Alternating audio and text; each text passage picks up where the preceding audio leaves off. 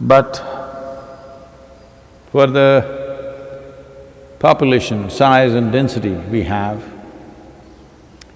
well, India's population is more than United States, Russia, Canada, Australia, New Zealand, Europe, entire Europe, Japan, South Korea, Taiwan, Singapore put together.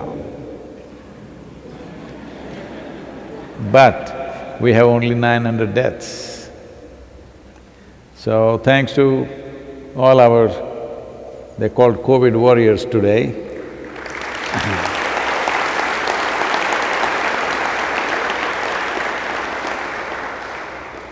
One thing is the medical staff, the doctors, nurses and the allied thing, they are doing a great job. But the more important thing is the security agencies, the police, who are even teaching Surya Namaskar on the street.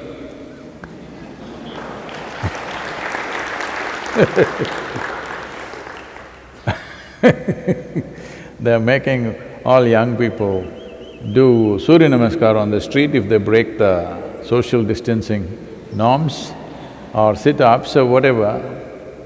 Hats off to them, otherwise hospitals would be inundated and still our medical infrastructure is not stretched. They have created nearly 250,000 dedicated COVID beds across the country. We are nowhere near that. It's all empty and waiting.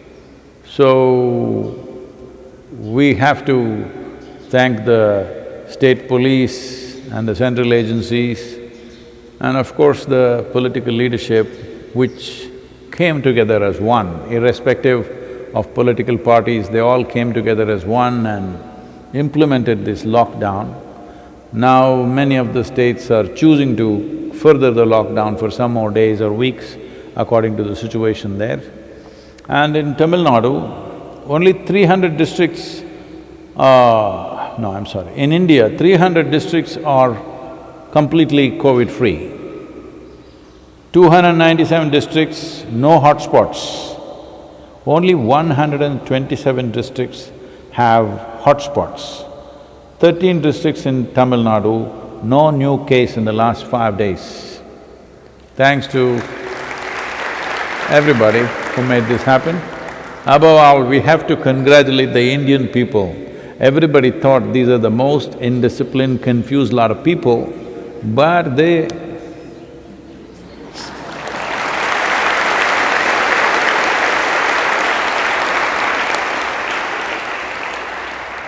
at least nobody in India is complaining, oh, I need a haircut. That is something else. So, that's the situation. Well, at a time like this, many questions. I was just on the national news channel and the question is always about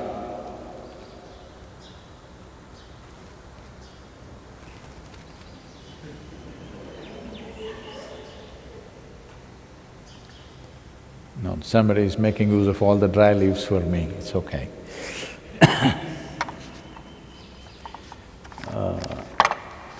I'm sorry.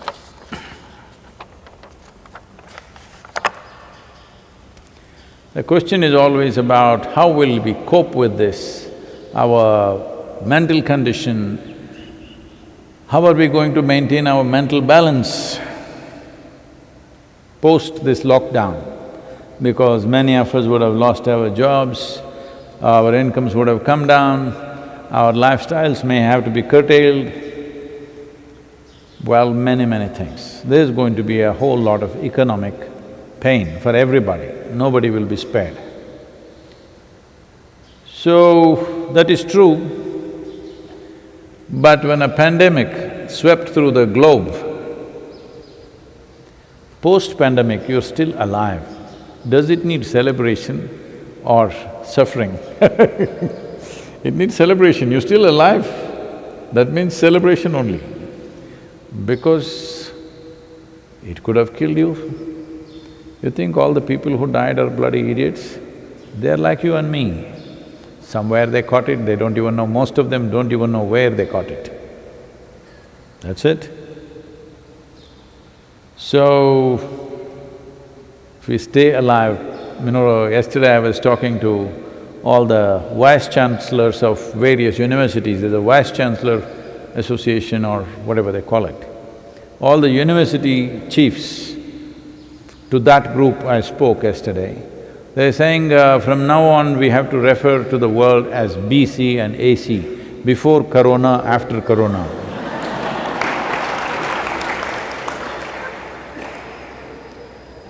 Academics are preparing for a history lesson. So, if that's how we're looking at it, it's time to understand that we have spent too much time fixing the world, fixing it to a point of destruction. Normally the word fixing something means improving something, making it better. Something that was not working, you made it work, that means you fixed it. But we fixed it in a different way, in a destructive way, to a point where almost everybody knows today, if we continue, no, not like how you are right now in lockdown, I'm saying if we continue business as usual, in 20, 25 years, 30 years' time, there's going to be a major disaster. There's no question about that. There is no question in anybody's mind about that anymore in terms of the impacts of climate change and stuff like that. But we've been continuing. At least this virus has put the pause button, not stop, pause button. Look at all the noise we're making about this. 2 months, if you stop your economy, everything is going to go away? No, no, it's not like that. It is like this. You put something, let's say you put this vessel in front of a mirror.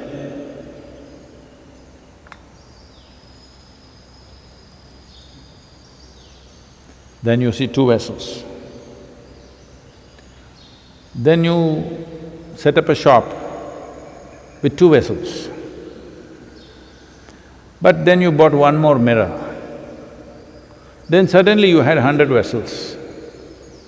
Then you set up a full-fledged wholesale shop, 100 vessels. But then a storm came, a virus came, a tsunami came, something came. 50 vessels got wiped out. And you're crying, but actually you had only one. You always had only one. So what wealth is there upon this world, what possibilities are there are not gone. It is just our idea of wealth today is building it up in the air. Stock market is the indicator of our wealth. Well, that's the kind of economic system we've built, I'm not making a commentary on that, but we don't have to be so distressed. When I was interviewed by one of the national medias about 10 years ago, they asked me about a question about Indian stock market. Because that day for the first time, I may be wrong on the years, maybe 12, 13 years maybe, it had breached, the Indian stock market had breached the 20,000 mark. Never before it had hit 20,000.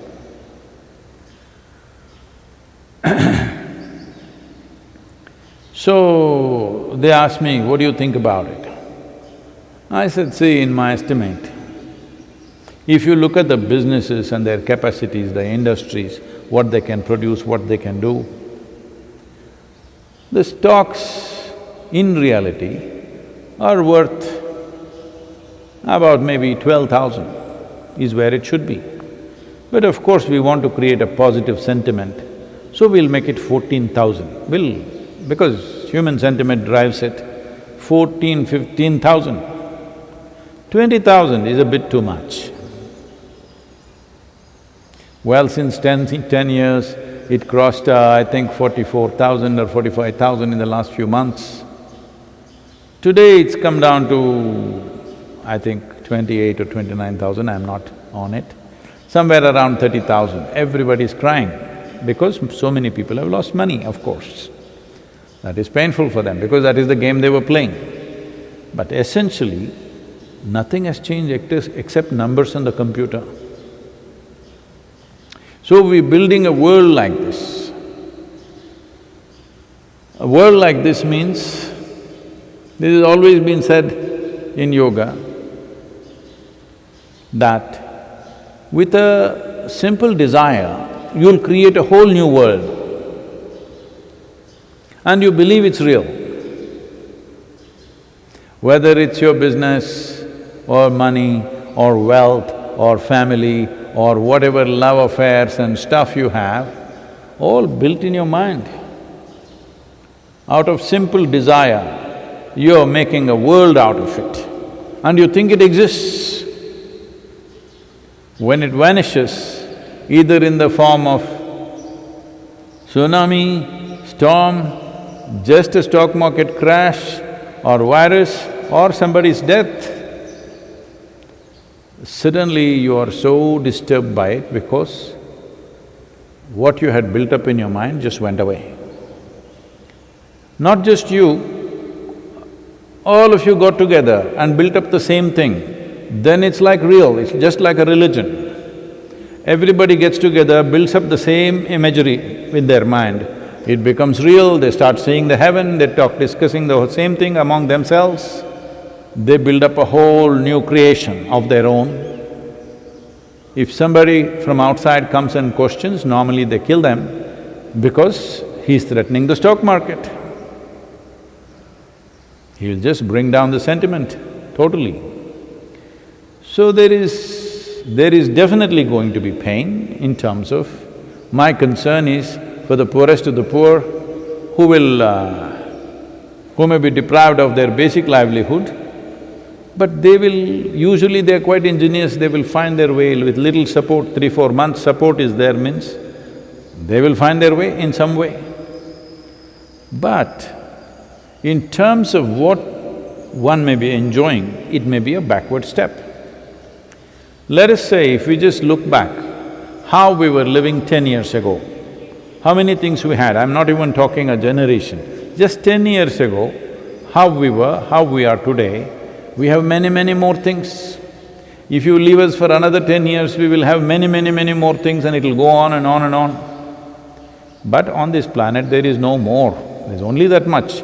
There's only one vessel, rest is all mirror images. Now, 10 years ago, were we in some deprived condition? We were doing fine. I'm telling you, if you look back 100 years ago also, when nobody had anything like this, even then they were fine. 10,000 years ago, if you look back, even then when they lived in the jungles and wherever, then also they were fine in their own way. Maybe they didn't drive an automobile, maybe they were not WhatsApping, but they found their own way. They developed a big voice and shouted at each other or beat a drum or did something, all right. But they also lived a complete life in their own way. So, economy goes backward, it's just the pain of adjustment. And those who are little weak may get crushed in the process, that is the only concern. Otherwise, economy steps back, is not a genuine concern, it's not a real concern, it's okay. And anyway, as we can see, all the birds and animals are saying, let's make the planet great again.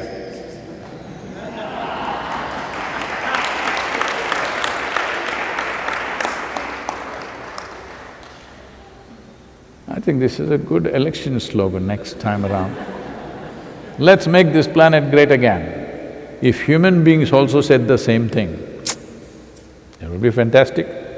Economic engine is simply running, You can't fix it when it's running because it's running. Now this virus has brought the economic engine to a pause, to a halt. It's a good time to fix it, it's a good time to rejig it because it's stopped. If you don't fix it now, when it gets moving again, will you fix it? Definitely you will not. So this is a good time.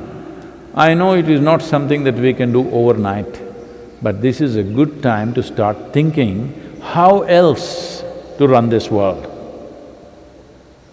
Right now, the very way we are measuring it is just whoever has more is more successful. Somewhere we have to create this, whoever has too much is a bloody fool in the world. Yes, but that's not happened. This happened during Lao Tzu's time. The king found Lao Tzu so wise and he said, "You must be my minister because you're the wisest man in the country. Who else should be the minister? You should be the minister." Lao Tzu said, "See, I'm not fit for these kind of things. Please leave me alone." The king said, "No, no, no, you are the wisest man in the country, so you must be the minister." Then Lao Tzu said, "See, out of my wisdom, what steps I take may not be conducive for you or for the people in many ways. Out of my wisdom if I act, you and many other people may not approve it." He said, "How will I disagree with your wisdom? I've become a complete fan of yours or devotee of yours. How will I disagree with you? I admire your wisdom. No, don't you worry about such things, you become a minister." They made him a minister. A few months rolled by and then it so happened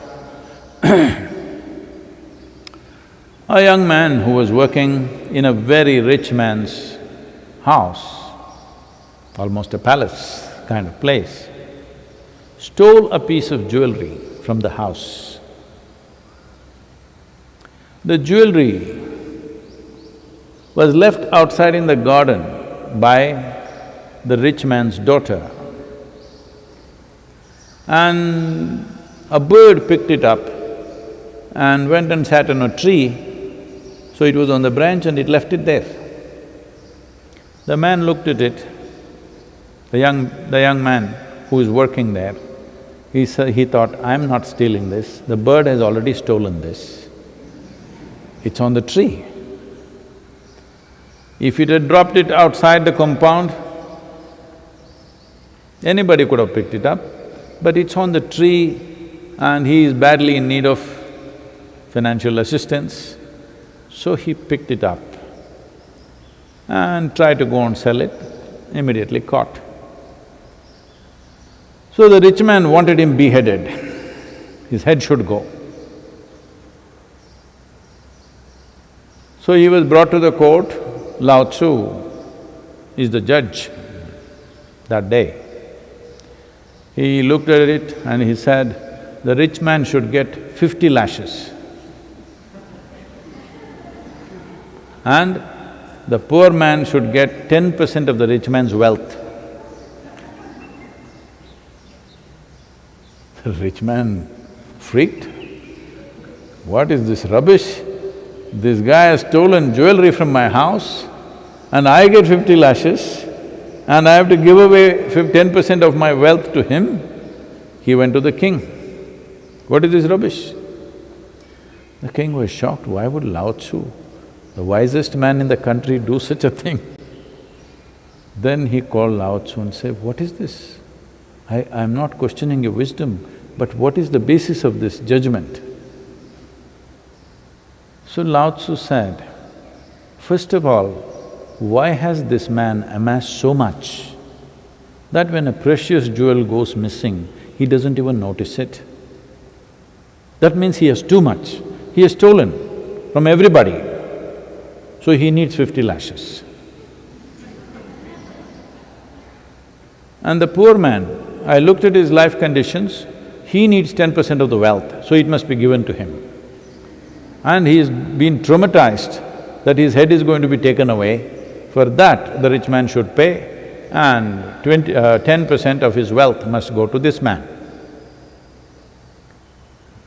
The king looked at him and said, please, sir, you must resign your wisdom your wisdom I appreciate, but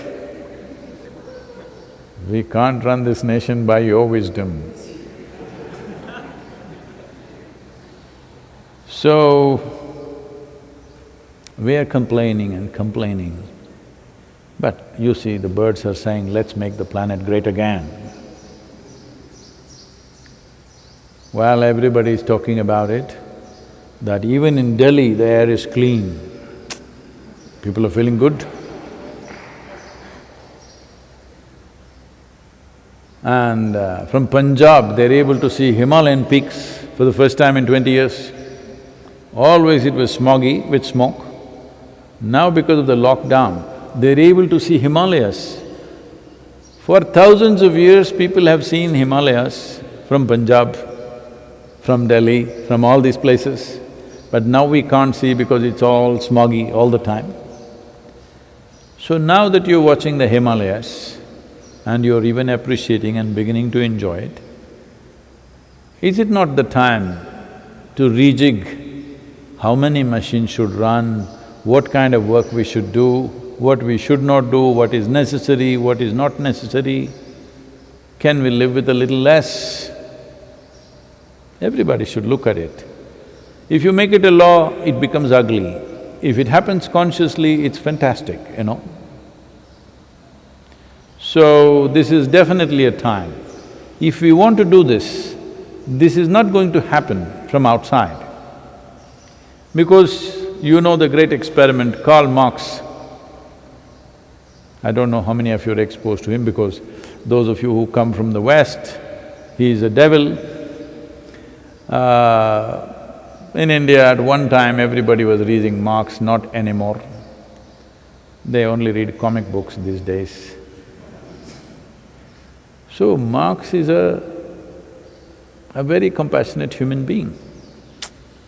He thought, if you bring communism in its purest form, not the way it is today, that means everybody lives according to their needs and fantastic life. This can only happen when human beings have great regard, respect and love for each other. But he thought he could do it politically, and what a mess. What a mess. Because wherever they try to bring communism, in major ways, the number of people who died because of this is unbelievable. In the 20th century, over 100 million people have died for this one ideology. But this is for the people. This whole ideology is about the people, the significance of common people. Over 100 million people, they can't be kings, there were no 100 million kings. Ordinary people who died, 100 million people.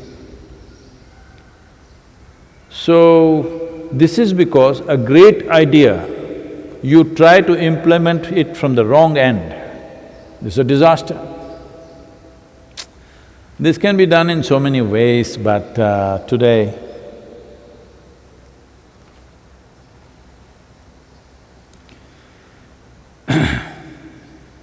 why communism failed is because Marx might have known so much about the economy and stuff, but he failed to understand human nature.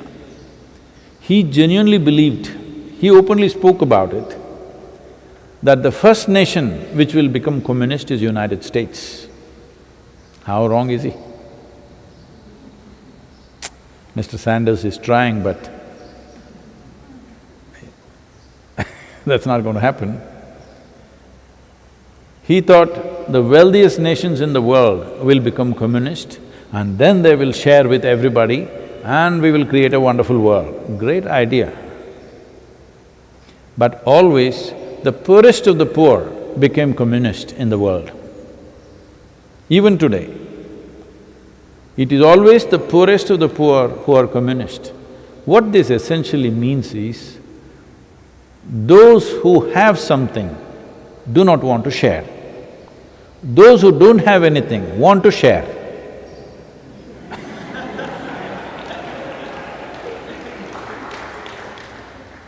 So in the end, instead of becoming a great romantic philosophy, it just becomes an ideological robbery. So, you have wealth, I have nothing, I will talk about sharing. You know from where the sharing will happen. You don't agree, we'll take your head off and share it among ourselves. This becomes ideological robbery. Ultimately, unfortunately, that's how it ended up. What was a great philosophy, at that time, every thinking person in the world was so excited about communism. They thought this is the greatest ideology, the world will change. But just the reverse happened, because those who have don't want to share, those who don't have want to share. Terrible idea it became. So, this happened. I never told you about Shankaran Pillai's childhood, did I? No. When Shankaran Pillai was a 12-year-old boy, one day he went out and he brought a 100-rupee note. Those days, 100 rupees is lots of money. And he brought a 100-rupee note and he said he found it on the street. His mother looked at him and said, "Did you really find it on the street?" Just checking if the boy stole the money or something. He said, "No, Ma, I definitely found it. It was on the street. I even saw that man looking for it."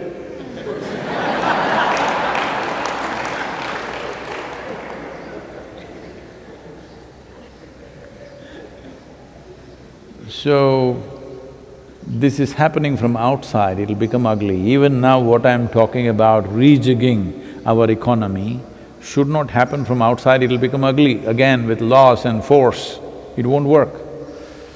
It needs to happen with a certain sense of inclusiveness. When Parvati came to Adi Yogi, and she's a proud woman, princess. So she's seeing the Saptarishis sitting there in a very dedicated, committed way. Years and years are going by, Shiva is talking and talking and talking, trying to impart this science. Every step is taking such a long time for them to understand, grasp, experience, soak it in, it's taking time. But the privilege of being a wife gives her a little bit of a swagger. Then she says, "I want to know this too." But Adiyogi knows she will never sit like this in front of him for years and years and learn step by step. He looks at her and he says, "You come, sit here." Then she thinks, that's an insult. That means you're questioning my intellect. You're just saying, "Come, sit on my lap." Says, "No, no, come." Then he touches her in 114 different ways and she becomes a part of him. By being a part of him, she knows everything that he knows, but she still maintains her individual nature. This is the only way you can transform the world. You need to touch them in ways that in some way there is some integration, there is some union, there is some inclusiveness. When inclusiveness happens, then you don't have to use force to change anything. Right now, anyway, the force has been applied by the virus. I'm talking about taking advantage of this situation. But unless every nation goes for it, that's not going to happen, because we're always afraid somebody will run away ahead of us. This problem is there. So we must do the bird call, let's make the planet great again. What the birds are saying, if the same sense enters into every human mind, and all of us start thinking in terms of making the planet great again rather than my country great again, because as I said, for an ideology, 100 million people have died in a century. For the sake of religions that you believe in, nobody counted how many millions have died, endless number of people have died. The next largest tyranny is nationalism. For the sake of the nation, people die, even today, proudly die. Well, it is very necessary right now to protect the borders of a nation, the sovereignty of a nation, because still my piece of planet versus your piece of planet, fighting is going on. In some way, we need to relax the boundaries of nations. National boundaries have to be relaxed. That is not possible when there is so much economic disparity. If we reasonably bring it to some level, it is like chicken and egg, which should happen first. No, all these things must happen together. Somebody should have the wisdom to bring all these things together. If national boundaries become not totally obliterated, at least little loose, then who will build an army? For what? For whatever internal situations you may have a force, but you will not have such mega forces right now which are capable of destroying the planet over many, many times. They've got enough weaponry, even the next planet that we may go to. Suppose we go to Mars and we want to destroy that. For that also we have enough bombs and armaments and everything.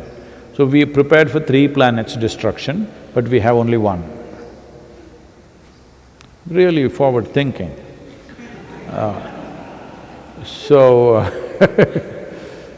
We have to… We don't know if that will even happen in this generation, but if this generation start thinking on those lines, maybe next generation will implement it. If this generation starts thinking… See, once you start thinking in a certain direction, knowingly, unknowingly you will start going there. You don't have to necessarily forcefully march in that direction. Once you start thinking, let's say you started thinking Vellangiri Mountains, Vellangiri Mountains, Vellangiri Mountains, Vellangiri Mountains, unknowingly you will be somewhere around here. That's how it is. That's the nature of a human being. So we should get people to think beyond the boundaries and borders that we have set, and above all, this endless need that we have created. One important thing for this to happen is we must destroy. I'm saying this very consciously.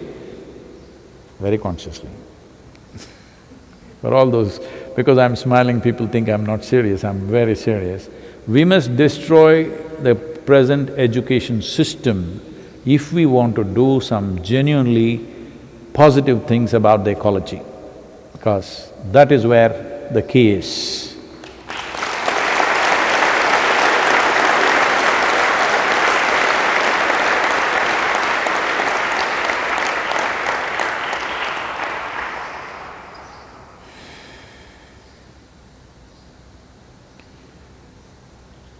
Yoga Yoga Yogeshwaraya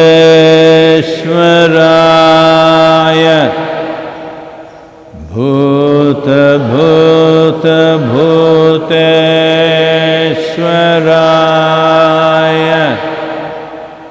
Kala Kala Kaleshwaraya